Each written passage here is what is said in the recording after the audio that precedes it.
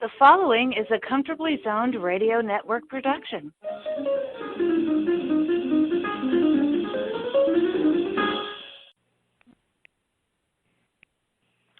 Yo, Philly, how you's doing? Welcome to Philadelphia Baseball, past, present, and personal. I'm Bill Kashatus, your host on the Comfortably Zoned Radio Network. Remember those powder blue jerseys the Phillies used to wear for road games back in the 1970s? How about the maroon caps with the white P that sported the design of a baseball?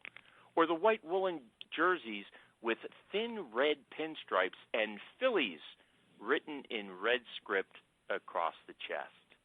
Today, these items are called spirit wear because fans can purchase them to show their support for our fightin' Phils or to honor a childhood hero.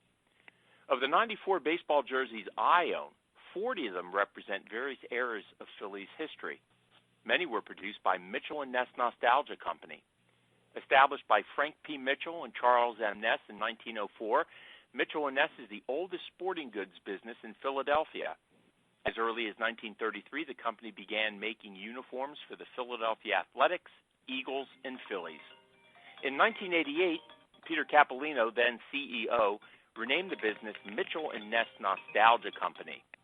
He secured a license agreement with Major League Baseball and began producing old-fashioned woolen jerseys and hats. He eventually expanded the operation to include vintage basketball, football, and ice hockey jerseys. Today, Mitchell & Ness's flagship Center City store, located at 1201 Chestnut Street, features 2 floors of sports merchandise and memorabilia and an 800-square-foot showroom complete with hardwood basketball court flooring. On the ground floor, customers find 2,000 square feet of authentic jerseys, T-shirts, hoodies, jackets, hats, and more. Here to tell us more is Peter Capolino, founder of Mitchell & Ness Nostalgia Company. Welcome to the podcast, Peter, and congratulations on being elected a member of the 2020 class to the Sporting Goods Hall of Fame. Thank you very much, Bill. And it's very nice of you to want to interview me. It's an honor to talk to you. Well, Peter, let's start with Frank Mitchell and Charles Ness, who established the original business back in 1904. Tell us a little bit about them. Who were these guys? Mr. Mitchell was actually a Canadian who was really brought up in England, and he was an AAU wrestling champion. Mr. Ness was from Scotland, and he grew up in Scotland playing golf and manufacturing golf clubs.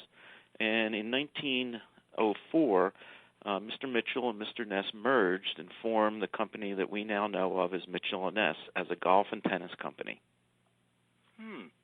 Well, Philadelphia already had a very renowned sporting goods store. By the time Mitchell & Ness showed up, it was A.J. Reach & Company that was established in 1874, and it very quickly became the largest sporting goods business in the United States. And it also had a monopoly on baseball, since it not only manufactured 3/4 of the baseballs used in the country, but also published a popular annual baseball guide. How did Mitchell & Ness expect to compete with Reach?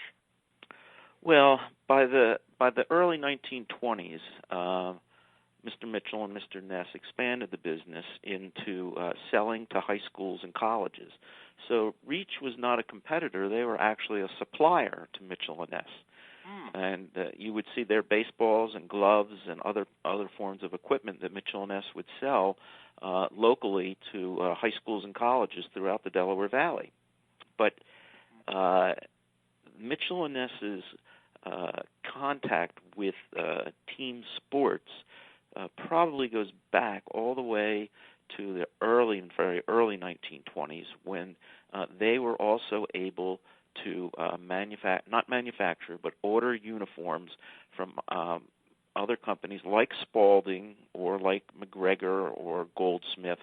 And just as Nike does today, they would apply their label onto the neck or the tail of the jersey because Mitchell & Ness was the company doing the ordering. And the structure of business in those days, which lasted all the way to the 70s, is that you bought your equipment and your uniforms from your local sporting goods dealer, who then purchased them from major manufacturers like Reach and Spalding and others. Well, correct me if I'm wrong, but in 1933, when the modern NFL was established, didn't Mitchell & Ness become the exclusive manufacturer of Eagles jerseys? We were. We outfitted the Philadelphia Eagles from 1933 to 1963, but we didn't own a sewing machine. We had factories that we contracted with. Lots of people don't understand the underbelly or the workings of how apparel companies work. Nike does not own a sewing machine. They contract with thousands of manufacturers all over the world to make stuff, and those manufacturers apply the Nike labels and the swoosh onto everything. So in a smaller way, Mitchell & Ness did the same thing. So if you go to the Football Hall of Fame or the Baseball Hall of Fame, you're liable to see some Philadelphia Phillies, Philadelphia Athletics, and Philadelphia Eagles uniforms with Mitchell & Ness labels in the neck or the tail of those jerseys. But we don't actually own sewing machines and factories. We contract just the way the big guys do today, only we did that in a small, much more small cottage industry. And in those days, everything was made in the USA. There was no offshore manufacturing. So let's go back to 33, and you talk about a cottage industry. About how many people did Mitchell & Ness employ back then? You know, that's hard to say. I was born in 45. My father, though, had been there from a little child from 1917, and he was a quiet man. He didn't tell me a lot.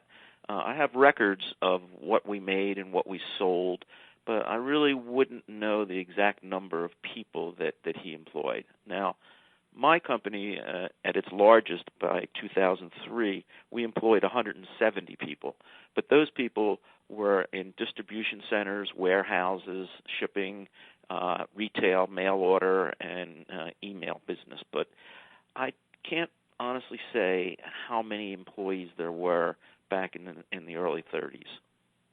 Now, you mentioned your father, and you said that he started working for Mitchell & Ness at a very early age. Tell me a little bit about him and how he grew with the business. My dad was actually born in 1904, the year Mitchell & Ness was founded. He was born in Formia, Italy. And Formia is a town on the Mediterranean side between Rome and Naples. And my father came from a very poor background. And in 1913, he and his mother and father got on a boat to avoid a cholera epidemic that was in Naples working its way up. And they came to America. His mother died on the boat on the way over, and his father remarried when he got to Philadelphia, and then he passed away shortly afterwards. And in 1917, my dad was kind of left on his own with a foster family that he didn't like too much, and he walked into Mitchell & Ness, and he asked if he could work there, if they'd let him sleep there. He was 13 years old in 1917, and he did, and they did. His name was Peter Capolino. And they said, no, we're not going to have any Sisto here. We're going to rename you James. So my dad was known most of his life as Jimmy or James Capolino. So he started there in 1917. He went to Temple High School at night to get his high school diploma, and he bought the company in 1952. So I came along in 1945, so I have worked there probably my entire life, except for college, 3 years in the United States Army, and then back at Mitchell & Ness. My dad died in 1978. Your father, his story is the prototype of the American dream. Very, very impressive. I mean, working his way up from essentially what I would imagine to be a stockroom boy to the owner of the company. That's very impressive. It was during those years prior to his ownership of the company, though, that Mitchell & Ness also began producing the A's team uniforms. Was it in 1938? And then the Phillies in the 1940s? How did that come about? I don't know the origins of how that came about. I do know that Mitchell & Ness had some employees that were like baseball umpires, football officials, and they had contacts with the teams. And the earliest uniform for the Philadelphia A's that I have a record of is their 1938 uniforms for the A's. There's Mitchell & Ness labels in various players' uniforms that I've seen from the A's from the 30s and the early 40s. Now, the Phillies, our first uniforms that Mitchell & Ness labels appear in is 1942, and that ran on and off from 42 all the way into the late 40s and early 50s. And the Philadelphia Athletics, their last few years here, between 1952 and 1954, they have Mitchell & Ness labels in them also. Mm-hmm. Now, was your father the person that expanded the business to include the production of uniforms for high school and college teams as well as the pros? He did. We used the major manufacturers, Wilson and Rawlings, other companies that you would not have heard of, Russell and McGregor, and all not Champion, but other companies.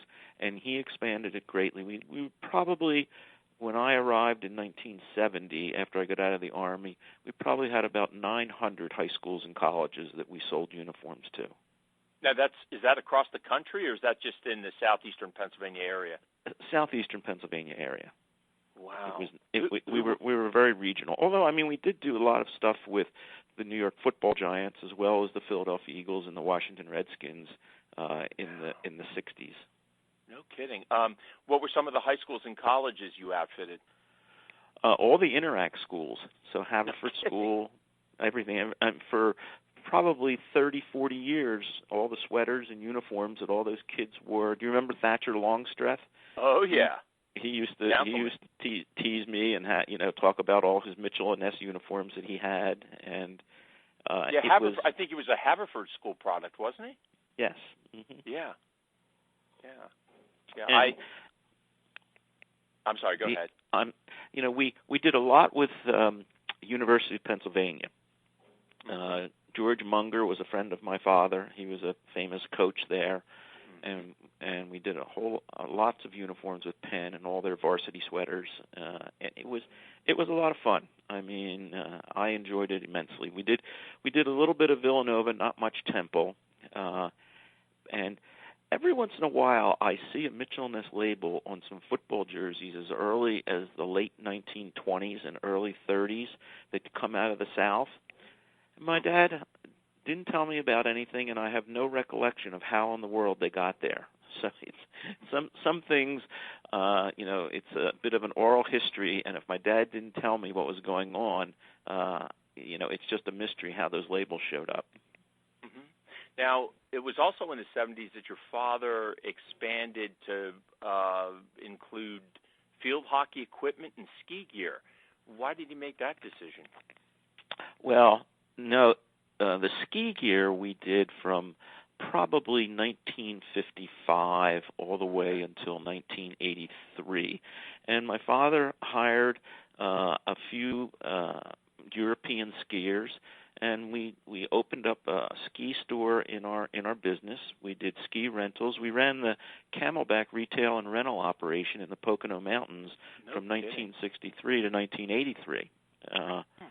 The golf goes way, way back. The Mitchell & Ness's golf clubs are on the Golf Register of America as a manufacturer, and it's an interesting story about the world of golf that the average golfer or even some golf historians wouldn't know. But between 1904 and 1930, Mitchell & Ness manufactured golf clubs here, and the way they did it was that Mr. Ness imported from Scotland mulberry heads, hickory shafts, leather handles, wraps for the handles, and he imported all these components. And in the winter season, all of the golf pros in Philadelphia, from Marion to every place else, would come into Mitchell & Ness, and they would assemble golf clubs from like Thanksgiving, until March. And the number of sets of golf clubs they assembled was their allotment to sell as teaching pros at the golf courses. Wow. And I have a few Mitchell & Ness golf clubs relics from as early as maybe 1914 or so, and they're branded with Mitchell & Ness, and the irons and the woods have it embossed into the clubs themselves, and so it was an interesting business. My dad actually caddied for Walter Hagen one time in the late 20s and early 30s. Yes. Wow. Now, where was that original Mitchell & Ness store in the city? Where was it located? It's been at various locations on Arch Street. The one that most people remember was the one at 1312 Arch Street. That store was there from 1945 until 1984. But prior to that, Mitchell & Ness was located at three different locations getting down on Arch Street, 1221 Arch and 1209 Arch and 11th and Arch. But it was mostly an Arch Street corridor where Mitchell & Ness had all its stores located. Now, my assumption is that those stores were an all-purpose operation. Not only did you sell from those stores, but you also manufactured from those stores. So was some of that the cottage industry you were describing earlier? Well, the only things that we manufactured from those stores were the golf clubs, and we would also restring and work with tennis rackets. Bill Tilden, during his heyday, got all his tennis rackets from Mitchell & Ness. So how would you would subcontract with other places? Yes. Is that how it worked? I see. That's how it worked. We would subcontract with manufacturers, some local in Philadelphia and some around the country. The apparel part and the uniform part that's most interesting to people, those were all made by contractors all around the country. Although there was one local manufacturer just directly across the street from the Philadelphia Inquirer, which is now going to be the new City of Philadelphia Police Headquarters, and the big white building on Broad Street. There was a company there called Maple Manufacturing that had been in existence from 1933 all the way until, I guess, 2003 is when they finally went out of business. But Maple Manufacturing made a lot of uniforms for us, and it's the source of how I got in and created the Mitchell & Ness Nostalgia Company. Because I want you to share that story. I've heard it. I think it's fascinating. But first of all, why? I know that you, I guess, started working there in the late 60s or 70s with your father. When did you decide to make it your profession, and when did you take over for your father? My dad died in 1978, and I always tell people when I give talks about Mitchell & Ness that I did what every good son does who inherits a business from his father. I drove it right into the ground. That's hard to believe. No, it's true. So in 1978, my father passed away. By 1983, I was just about bankrupt. And in October of 1983, I had one of my informal bankruptcy settlements. And then I asked my wife if she would marry me. I said, it can't get any worse. Let's get married. But you got to come work for me. I have no employees. So what happened? Well, we expanded, and we expanded at very low margins, and we used up our bank credit, and we were in big, big trouble. And we had to cut back totally if we wanted to exist. In order to do that, I had to fire, I don't know how many people I fired, probably 15 or 16, let go of sales reps, return merchandise. I'll never forget returning all of my Reebok shoes in 1984 saying, these things will never sell. Who's going to buy a brand like Reebok? So we got married in November of 83. We didn't have much of anything. I remember we had no money. We couldn't even go on a vacation. And I was over at Maple Manufacturing because they were still selling me uniforms if I had a team order from a bar or a restaurant or a local school. And I was over at Maple wandering through, and I saw hundreds and hundreds of rolls of wool flannel. And I said to the owner, I said, what do you do with this stuff? And he said, they haven't used this wool flannel since 1970 when Major League Baseball and everybody went to double knits. He says, we just use it for jacket linings when we get an order for jackets. I said, really?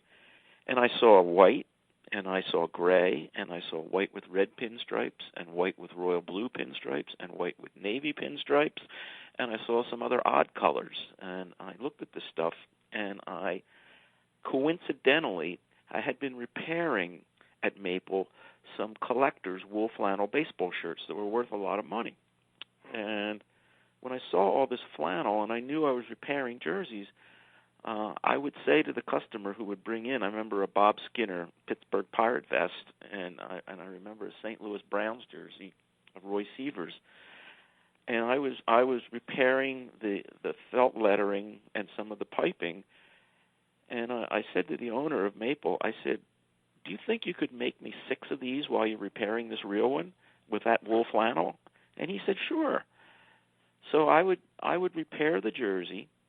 I would give one of the replicas that I made to the owner of the jersey and said, "Look, you can use this. It's identical to your original, and you don't. The original's so valuable. Keep it in a cedar closet because someday you're going to sell it for tens of thousands of dollars. And here's a duplicate that people can't tell the difference." So they were very thankful, and I put them out in the store, and the moment people saw them, they were shocked. They said, "Where did this come from?" So one thing led to another, and I said, "Well, if this works, let's just make some other vintage jerseys." So between 1984 and 1987, I probably made 90 different players' vintage wool flannel jerseys, from the Phillies to the Athletics to the Yankees to the St. Louis Cardinals, the Milwaukee Braves, everybody, the Dodgers. And in 1987, Sports Illustrated found out about me and came to visit and did a story in their baseball issue in 1987, in July of 1987, and everything, my entire life, went upside down. It went crazy. I got 3,000 orders in 2 days from all over the country, and of course I was unable to fulfill them. I couldn't even take the phone calls. I had to hire a phone bank.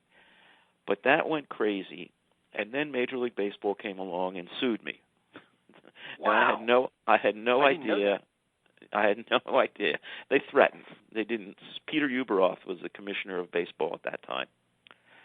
And once they saw what I had done and what I had recreated, they were completely flabbergasted, and they said, "We'll license you to do this. We'll give you an exclusive license to do this for us, and you can have exclusive rights to make historically accurate vintage baseball uniforms." And so the suit was over copyright infringement?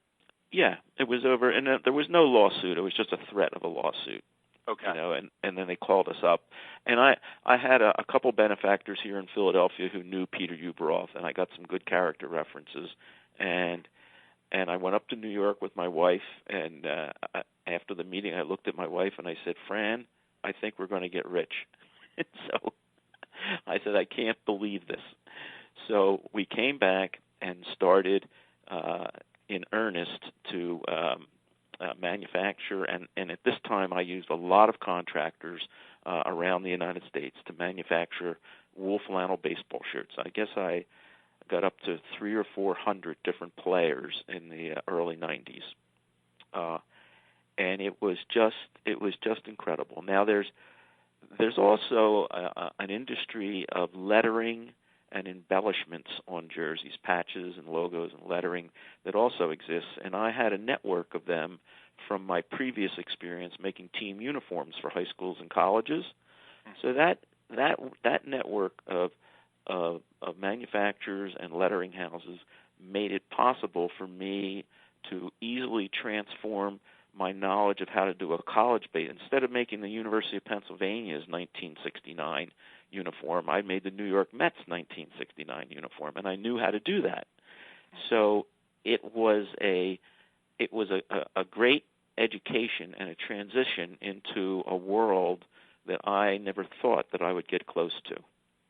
Well, your story is amazing. It's simply amazing, and clearly the 1980s were a fabulous time for nostalgia in baseball. I mean, this is when all the autograph shows really started, and players coming in and signing their autographs for, more than $5 and $10. I know that Dick Perez started his sports art business with Frank Steele at this period of time. So the nostalgia craze was actually just starting in the early 80s, and it seems like you hit the jackpot with those wool flannel baseball uniforms. Well, let me tell you what the real jackpot was. I love the wool flannel, and I people would always come and say, "Well, who's your target market?" And I didn't know, but I just thought, well, the people that are buying my wool flannel jerseys are usually between the ages of 35 and 75. They're mostly white. They're mostly all male, and they're very highly college educated because they're all baseball statistical nuts, and they love baseball and the statistics. And they'd buy Ted Williams' rookie jersey from 1939 and would tell me every piece of minutia about Ted Williams in 1939. So, and I loved it, and it was a lot of fun. But my wife said, my wife's name is Fran Dietrich. She said, "Peter, you're an old fuddy-duddy." She said, "Your nostalgia goes back too far. Why don't you make nostalgia for younger people? Make nostalgic jerseys from the 70s and the 80s, the double knit era." Mm-hmm. So I said, okay. I said, let's try that. So we started manufacturing jerseys. A little bit of uniform history. The Pittsburgh Pirates in June of 1970, when they opened Three River Stadium, that was the very first team to ever come out in double knit uniforms. TV loved it; they were brighter, and and then the era of wool flannel totally ended. By 1972, the Red Sox were the very last team to wear wool flannel uniforms. Dwight Evans, do you remember him, the catcher? Mm-hmm. And what's the other guy who was there? Anyway, that ended wool flannel totally. So one of my manufacturers was capable and had made the 1980 Houston Astros rainbow jersey. So, it's like 1998, and so I made some. And one of the retailers, now at this time we had maybe 400 or 500 retailers around the United States buying our products. We were not, most people think of Mitchell & Ness as a retail store in Philadelphia, but we really are a contract manufacturer, and we had about 1,000 stores throughout the United States that we sold these things to. Wow. So it's 1998, and there's a little store in Atlanta, Georgia, called Distant Replay. And they start ordering some of the nostalgia jerseys, and they ordered a Dale Murphy powder blue, not a Phillies, but for Atlanta, Dale Murphy powder blue jersey, and they ordered. I have that jersey. Yeah, and they ordered the Nolan Ryan Houston Astros rainbow jersey. I have that jersey. So I'm okay. That's nice. But Atlanta was a hip-hop and rap center of the country. Mm-hmm. And I'm not sure you know who Outkast is, Big Boy and Andre 3000. I do not. No. But I just some of your listeners will know. I'm sure they do. So Big Boy, he wears a Astros rainbow jersey, and Andre wears a Dale Murphy jersey, and they put them in their rap videos. So I go from selling 30 of them a year to selling 3,000 of just those two jerseys a year. Because what happens is when you're seen, and in those days MTV, VH1, and BET were the place to go, and they're not as strong today. In fact, I don't even know if they even exist today compared to what was going on. But that ability to be seen by so many millions and millions of young people, and the rappers are wearing jerseys that no one has ever seen before and has no idea where to get them. And that catapulted us into national status and made us a very big company very fast. Well, it's not just entertainers. You also have, sports entertainers. Kobe Bryant in 2003, during the postseason, wore the Jackie Robinson Brooklyn Dodgers jersey, the Wayne Gretzky Edmonton Oilers jersey, the San Francisco 49er Joe Montana jersey, and the New York Jets Joe Namath jersey. Peter, do you have any other notable athletes who purchased throwback jerseys like that? Bill, I have hundreds of them. No kidding. I mean, I don't even know where to start. And I have a lot of celebrities, too. I have, do you know Jeff Daniels, who's just been on Broadway with To Kill a Mockingbird? Jeff's he's a real big Detroit Tiger fan. Do you know Martin Short, the comedian? Oh, absolutely. Saturday Night Live. Washington Senators fan. Garth Brooks, St. Louis Browns, of all teams. Who would think Garth Brooks would wear a St. Louis Browns jersey? And then I have some women. Jamie Lee Curtis and her husband Christopher Guest are big customers for years, and Guest is a big Phillies fan. And really, and then do you know the swimsuit model Kate Upton? Yeah, sure. Kate Upton married to Justin Verlander. Sure. She's been wearing for 2 years my 1980 Houston Astros sweater. Wow. It's a dark blue sweater with a rainbow pattern on the front. My most loyal customer over the years and years has been Spike Lee, and I got to know Spike as early as 1988 when he did She's Gotta Have It was one of his first releases. And then everybody thinks that on Do the Right Thing that Spike Lee was wearing he was wearing a Jackie Robinson jersey. I never asked him if it was one of mine or if he picked it up somewhere else. But most people think it was mine, so I just let them think it. Now, speaking of Spike Lee, have you provided the vintage uniforms for any baseball movies like 8 Men Out, Field of Dreams, The Babe, or 42? My friend Jerry Cohen at Ebbetsfield Flannels in Seattle. Jerry did a tremendous amount of work for 42, and I helped supply wool flannel with Jerry for that. But Jerry did that work himself, and he's my closest friend, and he is a phenomenal researcher himself in his own right with Negro leagues, Latin leagues, and minor leagues. But I costumed Tommy Lee Jones and all the baseball scenes in the movie Cobb. I don't know if you ever saw Cobb. Oh, great movie, sure. Yeah, everything in there that you saw that was baseball related was mine. And we even made the baseball shoes. We had to take old football cleats, and we sent them off, and they cut them down a little bit, took the cleat thing out, and put old baseball spikes on them because they wanted to have semi-high top shoes to show the kind of baseball shoes they wore in that period. So I also did a movie called Parenthood with Steve Martin. Sure. And in the beginning of that movie was and this is curious. They had a German woman who was the costume designer. And the beginning of the movie was a game between the Milwaukee Braves and the St. Louis Cardinals. I think it was in the late 50s. And she got them mixed up because she thought one was home and one was away, but it was reversed. So we made all these uniforms. We had to keep our factory open 24 hours a day for 3 or 4 days, Maple Manufacturing here in Philly, to then just unreverse it and make the different uniforms for the two teams again. It's amazing what the movie people do.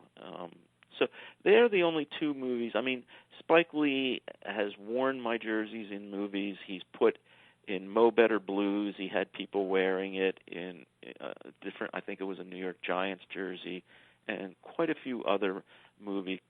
He costumed some of the characters for a period of time wearing a vintage Mitchell & Ness jersey. For years, Spike would always wear all his Knicks stuff that he would wear sitting on the floor was all of my stuff. Well, it's great that you have the relationship you do with the owner of the Seattle-based Ebbetsfield Flannels, because he only does the collegiate, the minor league, and the Negro League uniforms. I have quite a number of his jerseys too, but there's no conflict of interest there because you deal with the I deal with the Major League majors. uniforms. Mm-hmm. Now he just got licensing rights to do from all the NFL teams from 1920 through 1960. And no 1960 is a pivotal year in the NFL because that's the first year of the AFL when they came into existence. And so Jerry and I work with Jerry and give him some advice and help on and sourcing on how to make the vintage football uniforms. But he's doing a great job between 1920 and 1960. Let's talk about the throwback uniforms themselves. Peter, where do you do the research to ensure the accuracy of these uniforms? Well, I do it in various ways. Because when I first started researching, was in 1984 when I first started to do this. My little store at 1229 Walnut Street was on the first floor of a much larger company called Read More Books. And Read More Books had the largest collection of dated periodicals in the world. They had over 2 million magazines. And they had every sport magazine, every sporting news newspaper from its origin to the present. And they had the dope book and all of the other books. They had everything. And I would go up there and just file through all of the magazines. Now, Sports Illustrated didn't start till 1954, but prior to that, there was another Sports Illustrated magazine that lasted until like 1949, and then Sport Magazine, which was a great source. So I would actually use the color pictures and the some of the graphics that I found in those magazines to help me. The other way was I was getting a reputation as a person who could repair original jerseys. So I would also periodically get jerseys in that were very, very valuable that I would repair. And I continued with that same method of repairing a famous jersey and asking the owner if he wanted me to make him one for himself. So having the originals on hand made it much easier than all of the other research. And the Internet was not as sophisticated in those days. It almost didn't exist in the 80s. It didn't get stronger until like 1992. The other thing I would do is I had employees who were researchers that would go to the library for me and go to the microfiche. And we discovered that we did this on jerseys from period probably around 1910 all the way up into the 40s. We would read the newspaper of each team from opening day, and we'd read the day before opening day, the day of opening day, and the day after opening day. And invariably, the sports writers would write about the uniforms and the colors of them because teams would begin preseason in last year's uniform, and when opening day would come up, they would then unveil their new uniform for that season. That's how we found out that the 1937 Brooklyn Dodgers got rid of their Dodger blue, and they went to Kelly and white and khaki. No kidding. For that one season, and we wouldn't have known that unless we were reading the newspaper. Peter, exactly how many team uniforms did you make over the years? Well, are you talking about baseball or all of it? Baseball and then all of it. Baseball probably made about 900 if you include player numbers, okay? So like if I did the 1951 Yankees, obviously I'm going to do DiMaggio, Mansell, and Berra, and Ford. So that's 4. I consider if you include player numbers on all the things, about 900 different jerseys and player numbers in baseball. Altogether, when you talk about all the other sports, is about 2,000. Now, I know I have 5 Mike Schmidt jerseys. I have his rookie year. He wore number 22. Well, it wasn't his rookie year. It was the year before his rookie year. He wore number 22, and that was with the the stitched lettering. And then he switched to 20 after they traded Roger Freed. So I have the early 70s with the zipper. home and away. Then I have the putrid maroon 1979 special. I had Larry Christensen's maroon jersey. That's how I made it. Really? Yep. Wow. And I had Roger Freed's jersey too. No but kidding. They've all gone off into the collector's market. Yeah. So with that, with that player, he wore two different numbers, and really over his career, 5-6 different jerseys. Between home and away in the different styles. So, you must have made, if you consider that, probably more than 900 jerseys. I don't know. I have some lists somewhere. It's so many I can't keep track. And people call me all the time because a lot of counterfeiting has gone on over the years. I'm sure. Counterfeiting mostly in the double knit era. So from 1970 back to 1901. Hardly any counterfeiting at all because the counterfeiters couldn't find the wool flannel and the other fabrics to make it. But the double knit era from 1970, all the way up into the early 2000s, the counterfeiting was massive. Now, which jerseys, baseball jerseys, have been the most popular? I'd imagine Jackie Robinson's home 42. I'd imagine Mickey Mantle's rookie year jersey, DiMaggio. What other jerseys are Hank popular? Aaron's 1957 jersey was hugely popular, and Stan Musial. I did Stan Musial jerseys from the 40s all the way up into 1963, and was incredibly popular. It's an interesting story of how I don't want to take up too much of your time, but the Stan Musial story is interesting, and I can send you this. I found this story in a 1942 sporting newspaper. Mm-hmm. Apparently, Branch Rickey was the general manager of the St. Louis Cardinals in 1922, and the St. Louis Cardinals had spring training in Ferguson, Missouri. And in February in Ferguson, Missouri, there was a Christian Fellowship luncheon, which he was invited to. And this woman, Ellie Mae Schmidt, decided, how will I decorate the tables to honor this man? And she looked out the window and she saw two cardinal birds on a branch in the cold weather in February. And she said, oh, that's cute. I'll cut off a bunch of branches, and then I'll cut up a lot of cardinals, and I'll put them at each place setting. So he goes to this luncheon, and there is the little cardinal birds on each end of a branch that she cut off from the tree as a place setting, and he said, that's beautiful. Let's make that our new team uniform. So they come out in 1922 or 23 with a black bat and two birds on each side. And some form of that has been in existence all the way since then because of Branch Rickey and going to this little Christian Fellowship luncheon in Missouri. Now, which uniforms, baseball again, are your favorites?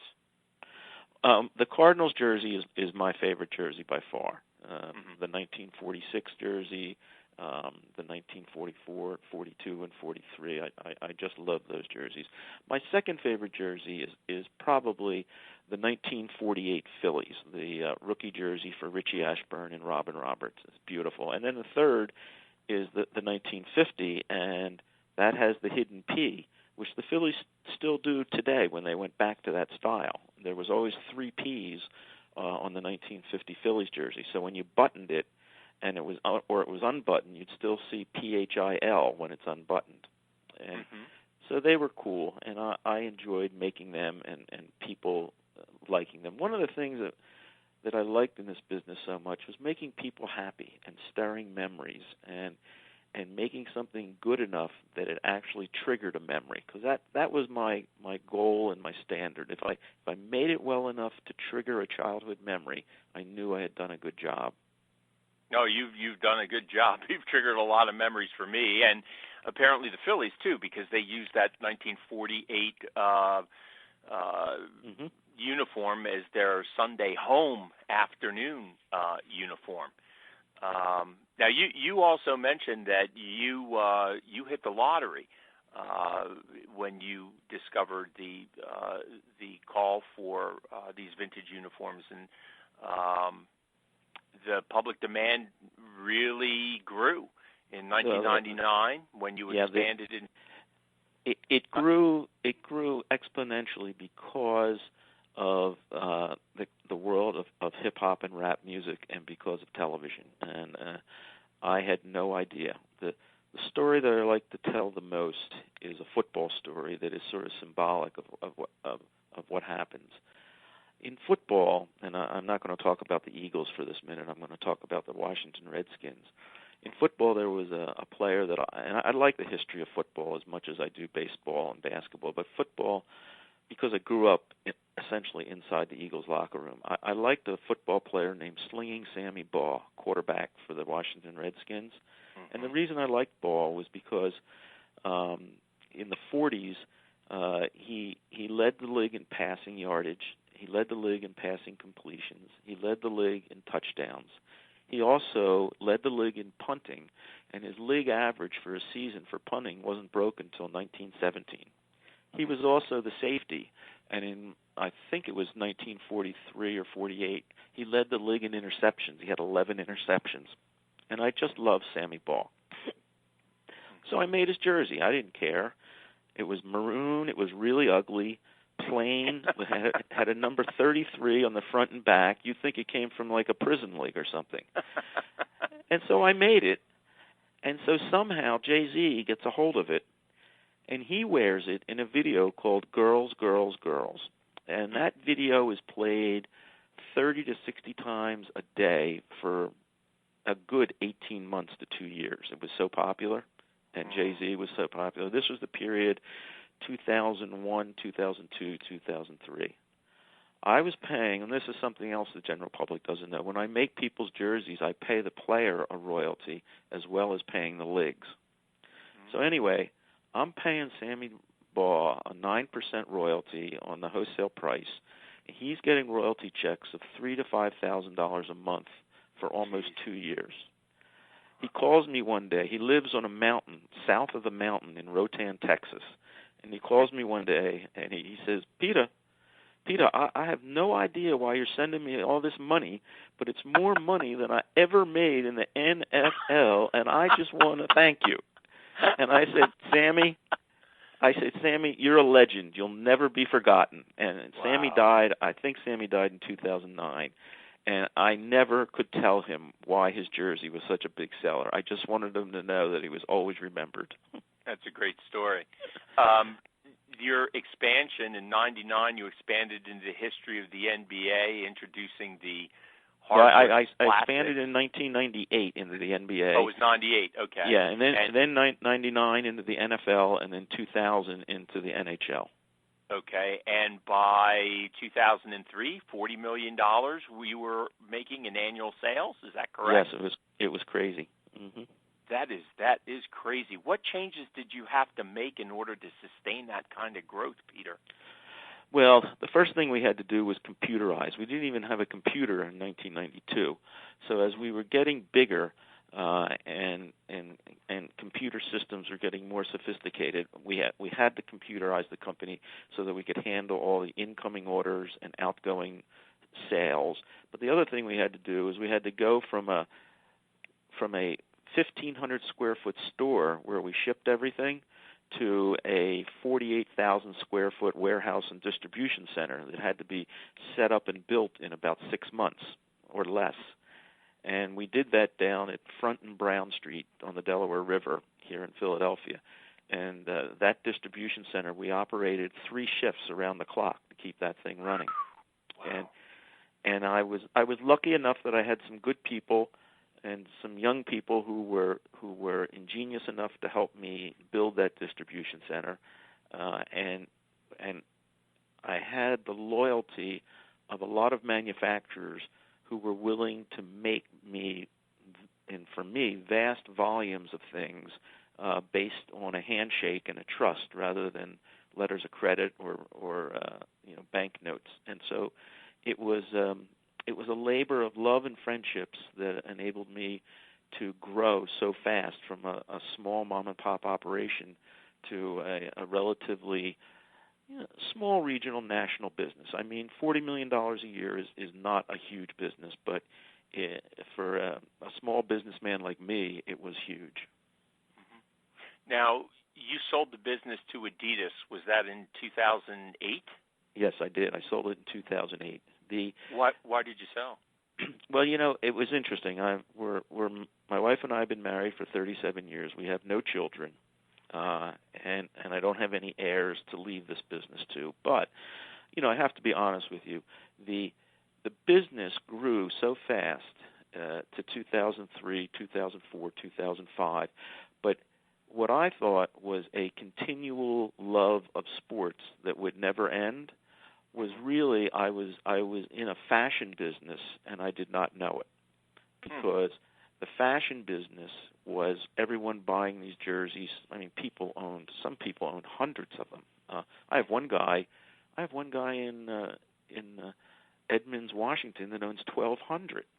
Oh my God! Mean, it's crazy. And the pro athletes. There's tons of pro athletes that have a couple hundred of my jerseys in their closets. But it was a fashion trend, and I miscalculated on that, and the fashion trend stopped quickly. And when the fashion trend stopped quickly, the business shrank immensely, and I wasn't prepared for that. So I looked at my finances, I looked at my bank.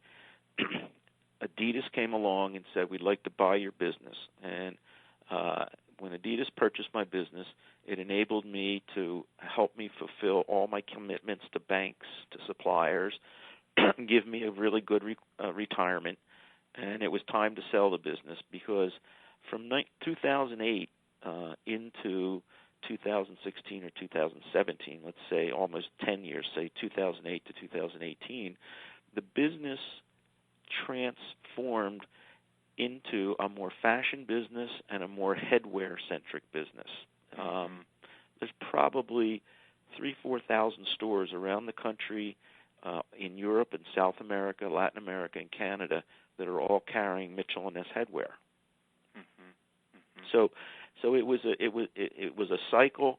I was getting older.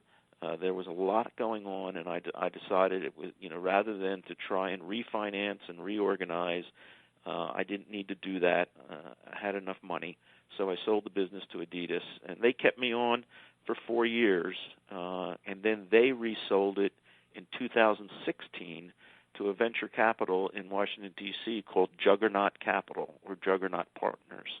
And so the Mitchell & Ness that exists today is a subsidiary company of Juggernaut?